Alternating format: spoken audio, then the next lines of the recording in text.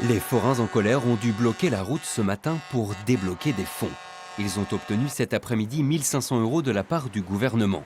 À l'aube, ils étaient une centaine à préparer leur véhicule au port fluvial de Lille. Comme dans une dizaine de villes de France, ils se sont mobilisés dans le Nord pour cette journée d'action afin de dénoncer leur situation et les pertes liées à la crise.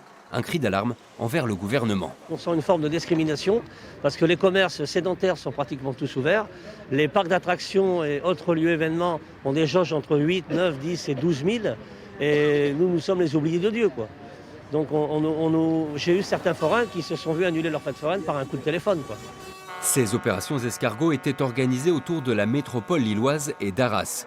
Les forains se sont oubliés car contrairement à certains sites touristiques majeurs qui ont pu rouvrir malgré l'épidémie, de nombreuses fêtes foraines ont été et sont toujours annulées. 200 000 emplois directs et indirects sont aujourd'hui menacés dans tout le pays. Notre corporation, depuis le début d'année, c'est une catastrophe. Jusqu'à moins 70% en moins, c'est énorme, c'est énorme. Et le problème, c'est qu'on va devoir quand même payer les charges. Ça, c'est un gros problème. Et c'est pour ça qu'aujourd'hui, on fait une manifestation pour que ça bouge, pour voir qu'on est là, qu'on existe, qu'on veut travailler. On veut travailler, tout simplement. Les représentants des forains ont été reçus à la préfecture de Lille en milieu de journée. En plus de l'aide financière, ils espèrent obtenir l'allègement de certaines contraintes pour accueillir plus de monde dans les foires.